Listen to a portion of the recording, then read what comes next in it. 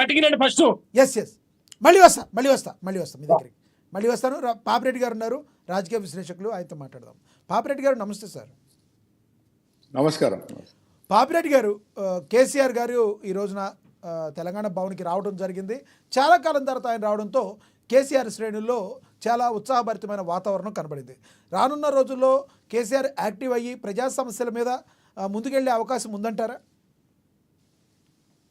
ఇప్పుడు కేసీఆర్ అనే ఒక వ్యక్తి, ఆయన ఒక రాజకీయ సరళి వ్యవహారం, ఒక తీరు ఉంటుంది. దాన్ని ఏమంటారంటే పొలిటికల్ స్టైల్ అంటారు ఇంగ్లీష్లో. ఆ స్టైల్ ఆయనకు దాదాపుగా నేను అనుకుంటే రాజకీయాలకు వచ్చిన నుంచి వెళ్ళి అదే స్టైల్ ఉన్నది. ఆయన 6 నెలలు ఇంట్లో పడుకుంటే 4 రోజులు బయటకు వస్తాడు. ఇది ఇవాళ కొత్తగా ఏదో ఓడిపోయిండు 14 నెలలని కాదు. అంతకుముందు ముఖ్యమంత్రికి ఉన్నప్పుడు ఫామ్ హౌస్కి చాలా మట్టుకు పరిమితమైండు. అంతకుముందు తెలంగాణ ఉద్యమం అది దాదాపు 2001 నుంచి 2014 అంటే 13 సంవత్సరాలు కూడా ఆయన పెద్ద ఎత్తున ప్రజలలోకి వచ్చి చాలా రోజులు తిరిగిన దాఖలాలు కూడా ఏమి లేవు. కాకపోతే లోపల ఉండి రచనలు చేయడం, వ్యూహాలు చేయడం, స్ట్రాటజీ చేయడం అది చేసేవాడు, కానీ పెద్దగా ఎప్పుడు కూడా ప్రజలలోకి రాలేదు. ఆయన కేంద్ర 2004లో కాంగ్రెస్ టీఆర్ఎస్ అలయన్స్ పెట్టుకున్నప్పుడు ఆయన కేంద్ర కార్మిక మంత్రి ఉండే. మేము ఒకసారి మినిస్ట్రీ ఆఫ్ లేబర్ ఢిల్లీకి పోతే వాళ్ళకి తెలిసిన వాళ్ళు అన్నారు, ఏ మినిస్టర్ మీ చంద్రశేఖర్ రావు గారు ఈ హోమ్ మినిస్టర్ లేబర్ మినిస్టర్కి రాలేదు, ఎక్కడికి పోలేదు ఆయన. అది ఆయన స్టైల్. అది మంచిదా చెడ్డదా అన్నది ఇప్పుడు 30-35 సంవత్సరాల రాజకీయ జీవితం ఉన్నది.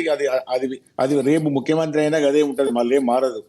రేపు ఒకవేళ మళ్ళీ 2028లో టీఆర్ఎస్ గెలిచి బీఆర్ఎస్ గెలిచి ఆయన అధికారంకి వస్తే ముఖ్యమంత్రి అయినా అదే విధంగా ఉంటుంది. కాబట్టి ఆయన పద్ధతులు పెద్దగా మారుతాయని ఎందుకంటే నేను 20-25 ఏళ్ళు ఆయన దగ్గరగా చూసినా కాబట్టి ఆయన పెద్దగా మారే అవకాశాలు లేవు. ఆ విధంగానే ఉంటాడు. ఆయన ఉన్నదా లేదా అని సమస్య కాదు. ఇప్పుడు కేసీఆర్ రావడంతోనే ఈ రోజే పెద్దగా ఏదో మారుతుందని కాదు. కాకపోతే ఆయన పార్టీని కార్యోన్ముఖం చేయడం, దిశ నిర్దేశించడం, అవి కొన్ని మాట్లాడుకుంటాడు కావచ్చు, అక్కడికి అయిపోతుంది. కానీ ఒకటి ఏంటంటే ఇప్పుడు ఈ 3 పార్టీలు మాట్లాడిన తర్వాత మనకి లక్ష్మీనారాయణ గారు అంటున్నారా? చెప్పండి. Yes please continue. ఇప్పుడు 3 పార్టీలు మాట్లాడిన కాంగ్రెస్, బీజేపీ, టీఆర్ఎస్ వాళ్ళు మాట్లాడితే నాకేమర్థమైందంటే ఎవరి పార్టీ స్టాండ్ వాళ్ళు చెప్పుకుంటున్నారు. ఇప్పుడు ఈ రాజకీయ పార్టీలలో వాస్తవాలు తక్కువ ఉంటాయి. ఇప్పుడు ఏ ఓట్లు ఎవలే కాదు, అది ప్రజల ఓట్లు కాంగ్రెస్ పార్టీ కావు, బీజేపీ పార్టీ కావు, బీఆర్ఎస్ పార్టీ అంతకన్నా కావు. ఏ పార్టీ ప్రజల ఓట్లు. ప్రజలు ఎవరికి నచ్చితే ఎవరి మీద విశ్వాసం ఉంటే ఆ పార్టీకి ఓట్లు వేస్తారు. అది ప్రజాస్వామ్యంలో ఎలక్షన్లో జరిగే ప్రక్రియ. కాబట్టి ఇప్పుడు ఈ ఓట్లు ఇప్పుడు ఎప్పుడు కూడా సీల్ కవర్లు ఉండవు. ఓట్లు పోసి సీల్ కవర్లు సీల్ ఉండదు. ఎప్పుడు కూడా ఓట్లు బయటనే ఉంటాయి. కాబట్టి ప్రజలు ఏ విధంగా ఇస్తారు, ఎట్లా ఇస్తారు అన్న దాని మీద ఇంకా దాదాపుగా 3 సంవత్సరాల పైచిలుకున్నది. 3 సంవత్సరాల 10 నెలల టైం ఉన్నది గవర్నమెంట్కు. ఇప్పుడు తొందరగా ఎలక్షన్స్ వచ్చే అవకాశాలు కూడా ఏమి లేవు. ఈ గవర్నమెంట్ కూడా పడిపోతుందనే అవకాశాలు కూడా లేవు. కాబట్టి ఈ 3 సంవత్సరాల 10 నెలలు ఈ కాంగ్రెస్ పరిపాలన ఏ విధంగా ఉంటుంది. అయితే ఇక్కడ మాత్రం లక్ష్మణ్ గారు, నేను ఒక విశ్లేషకునిగా చెప్తా, పార్టీ స్టాండ్స్ నాకు ఎక్కర్లేదు. కానీ ఇప్పుడు కాంగ్రెస్ పార్టీ నెంబర్ వన్ ఎందుకంటే అధికారం ఉన్నది కాబట్టి ఇప్పుడు 2వ స్థానం ఏది ఎవలకు అన్నదానిలో ఇప్పుడు క్లియర్గా బీజేపీ వాళ్ళు ఒక స్టాండ్ చెప్తున్నారు, బీఆర్ఎస్ వాళ్ళు ఒక స్టాండ్ చెప్తున్నారు. ఏది బీఆర్ఎస్ వాళ్ళు మాకు ఎమ్మెల్యేలు అధికంగా ఉన్నారు కాబట్టి మేమే నెంబర్ 2 అని వాళ్ళు చెప్తున్నారు.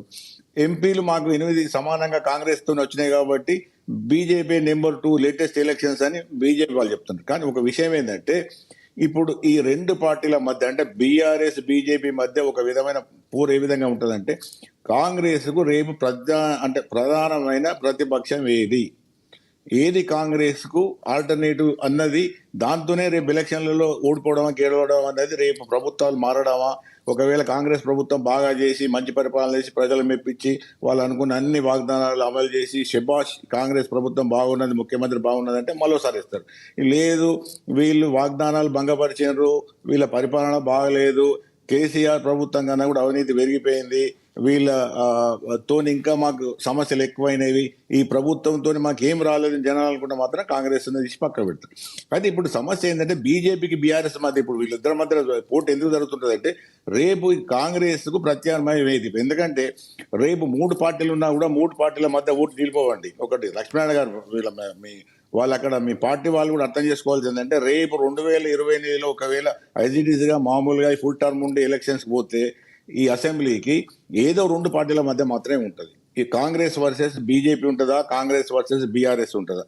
అయితే ఇప్పుడు వీళ్ళు ఈ రెండు పార్టీల మధ్య బీఆర్ఎస్ బీజేపీ మధ్య పంచాయతీ ఏంటంటే మేము ఏది నెంబర్ 2 అంటే వీళ్ళు ఇప్పటి నుంచి క్లెయిమ్ చేసుకోవాలి మేము నెంబర్ 2 అంటే ఈ విధమైన ఘర్షణ ఉంటుంది. ఈ ఘర్షణలో ఏ విధంగా పార్టీలు నెగ్గొస్తున్నది ఒకటి, పబ్లిక్ ఏ విధంగా చూస్తున్నది, పబ్లిక్ ఏ పార్టీ యొక్క పర్ఫార్మెన్స్ ఏ విధంగా ఉన్నది, ఏ పార్టీకి వేస్తే మాకు న్యాయం జరుగుతుంది అంటే ఒక విధంగా ఇప్పుడు వెంకరెడ్డి గారు అన్నారు ఇప్పుడు మా ఏది బీఆర్ఎస్ బాగాలేదని కాంగ్రెస్కి వేస్తే కాంగ్రెస్ పరిస్థితి కూడా ఏం బాగాలేదు, దాని పరిస్థితి కూడా వెళ్ళిపోయింది. ఒకవేళ నిజంగా వెంకరెడ్డి గారు అనుకున్నట్టుగా కాంగ్రెస్ కూడా బీజేపీ కన్నా కూడా ఇంకా ఒక విధంగా వ్యతిరేకత తెచ్చుకొని ఆ బీఆర్ఎస్ పరిపాలన కూడా కన్నా కూడా సరిగ్గా లేదనుకుంటే ప్రజలు పక్కన పెడతారు. ప్రజలకు ఎప్పుడు కూడా వాళ్ళకు ఒక ఆప్షన్ ఎప్పుడు ఎట్లుంటుంది అంటే మాకు నచ్చిన ప్రభుత్వాన్ని, మాకు పనికొచ్చే ప్రభుత్వాన్ని మేము ఎన్నుకుంటామని ఒక స్వేచ్ఛ అధికారం ప్రజలకు ఉంటుంది కాబట్టి ఆ విధంగా చేస్తారు. కాబట్టి ఇప్పుడు ఈ ముగ్గురు పార్టీల తరఫున ఏది మాట్లాడినా కూడా భవిష్యత్తులో కాంగ్రెస్ పరిపాలన యొక్క పరిస్థితి ఏ విధంగా ఉంటుంది,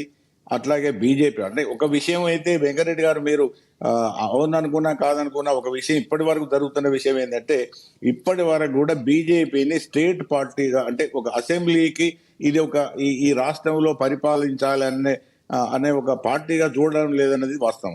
ఎందుకు చూడడం లేదు, దానిలో ఉన్న సమస్యలు ఏంది, దాన్ని ఏ విధంగా మీరు అధిగమిస్తారన్నది బీజేపీ పార్టీ యొక్క ఎత్తుగడలు, మీ పార్టీ యొక్క వ్యూహాలు, కేంద్రం ఇక్కడ రాష్ట్ర పార్టీలు ఏం చేస్తాయి అనేది మాకు తెలియదు. కానీ ఒకటి ఎందుకు ఈ మాట చెప్తానంటే మొన్న మీకు ఎంపీ ఎలక్షన్స్ జరిగినాయి. నేను చాలాసార్లు చెప్పినా మళ్ళీ కూడా చెప్తాను, ఎంపీ ఎలక్షన్స్లో మీకు చేవెళ్ళ గెలిచారు, ఇది సికింద్రాబాద్ గెలిచారు, మల్కాజ్గిరి గెలిచారు. ఈ 3 పార్లమెంటు స్థానాలలో ఇది ఇక్కడ మన సికింద్రాబాద్ కంటోన్మెంట్ లో బై ఎలక్షన్ వచ్చింది. అక్కడ మాత్రం ఓడిపోయింది బీఆర్ఎస్, బీజేపీ ఓడిపోయింది, కాంగ్రెస్ గెలిచింది. ఇప్పుడు అక్కడ ఒకటే ఎలక్షన్ లో జనాలు ఒకవైపు ఏమో బీజేపీని గెలిపించారు, రెండో వైపు బీజేపీ ఎమ్మెల్యేలు గెలిపించకుండా కాంగ్రెస్ గెలిపించారు. అంటే ప్రజలు 2 విధాలుగా ఓట్లు వేసారు. కాబట్టి ఇప్పటి కూడా నా అటువంటి వాడిని కూడా బీజేపీని ఇప్పటి కూడా రాష్ట్ర పార్టీగా చూడడం లేదు, కేంద్ర పార్టీగానే చూస్తున్నారు. కేంద్రానికి ఎలక్షన్స్ వచ్చినప్పుడు వేస్తున్నారు. కాబట్టి ఇప్పుడు ఈ రాబోయే 28 ఎలక్షన్స్ లో ఏమైనా మార్చుకు ఏమైనా కొత్త వ్యూహాలు చేస్తారో తెలియదు ఒకటి. ఆ విధంగా ఒకవేళ బీజేపీ సక్సెస్ కాకపోతే మాత్రం ఖచ్చితంగా కాంగ్రెస్ వర్సెస్ బీఆర్ఎస్ ఉంటుంది. కాంగ్రెస్ పరిపాలన రోజు రోజు తీసుకట్టుగా ఉంటున్నది, ప్రజలలో వ్యతిరేకత పెరుగుతున్నది. ఇంకా పెరిగే అవకాశం ఎందుకు ఎక్కువ ఉన్నదంటే బడ్జెట్ లేదు, వాళ్ళు అనుకున్న ప్రామిసెస్ కూడా సరిగ్గా చేయలేకపోయారు. కాబట్టి ఇప్పుడు బీఆర్ఎస్ శ్రేణులలో ఆశ ఉన్నది. నిన్న కేసీఆర్ చర్య చెప్పిండు, మనం ఏం తొందరపడాల్సిన అవసరం లేదు, మనం అనుకున్నట్టుగా కాంగ్రెస్ దాని అదే కూలిపోతుందని కూడా నేను మాట్లాడుకున్నారు. అంతర్గతంగా వాళ్ళ చర్చలో జరిగింది ఏంటంటే కాంగ్రెస్ ప్రభుత్వంలో అనేకమైన కుమ్ములాటలు ఉన్నాయి, అనేక విధమైన వైరుధ్యాలు ఉన్నాయి, వాళ్ళ ఇట్లా వాళ్ళే కూలిపోతారు. ఆ ప్రభుత్వానికి ఆ పేరు రాలేదు. పాపిరెడ్డి గారు గతంలో కూడా కేసీఆర్ గారు ఇదే వ్యాఖ్యలు చేశారు, ఇలాగే చేశారు, కేటీఆర్ గారు ఇలాగే మాట్లాడారు. ఇలా అనుకుని ఇలా చేపట్టే కదా ఈ రోజున సీఎం రేవంత్ రెడ్డి గారు కాంగ్రెస్ ప్రభుత్వాన్ని పాలించి నెంబర్ 1 కూర్చోబెట్టి. లక్ష్మీనారాయణ గారు ఒక విషయం గుర్తుపెట్టుకోండి, ఇవాళ వాళ్ళు అధికార పక్షంలో లేరు, ప్రతిపక్షంలో ఉన్నారు. ప్రతిపక్షంలో ఉన్నప్పుడు ప్రతిపక్షం లెక్కన ఆలోచిస్తారు. వాళ్ళు అధికార పక్షంలో ఏం తప్పులు చేసినారు, జనాలు వాళ్ళకి ఏమి బుద్ధి చెప్పి ఇంటికి పంపించారు అని అదే ఒక డిబేట్. కానీ ఇవాళ నిన్న మీరు పెట్టిన టాపిక్ తెలంగాణ భవన్కి వచ్చింది, వాళ్ళు ఏం అనుకుంటున్నారంటే ఇప్పటి కూడా మీరు మీ రాజకీయ మన 3 పార్టీలకు కూడా ఒకటే చెప్తున్నా, ఇవ్వలేమనుకున్నప్పుడు కూడా బీఆర్ఎస్ కాన్ఫిడెంట్ గా ఉన్నది. ఇది నాకు అంతర్గతంగా చాలా మంది తెలుసు, నేను చాలా మందితో మాట్లాడితే కూడా వీఆర్ కాన్ఫిడెంట్, ఈ కాంగ్రెస్ ప్రభుత్వం అనేది ఉండదు, 5 ఏళ్ళు ఉంటుందా పోతుందా తెలియదు, 5 ఏళ్ళు ఉన్నా కూడా మళ్ళీ గెలవదు, వచ్చే ప్రభుత్వం మాదే అనేది మాత్రం చాలా మటుకు పెద్ద ఎత్తున వాళ్ళకి నమ్మకం వచ్చింది. ఆ నమ్మకం రావడానికి కొంతవరకు కాంగ్రెస్ వైఫల్యాలే కొంత కారణం. కాబట్టి ఇప్పుడు భవిష్యత్తు ఎట్లుంటది, కేసీఆర్ నేను చెప్తాను మళ్ళీ రాసుకొని మీరు చెప్పేది, మళ్ళీ కేసీఆర్ ఫామ్ హౌస్ పోతే మళ్ళీ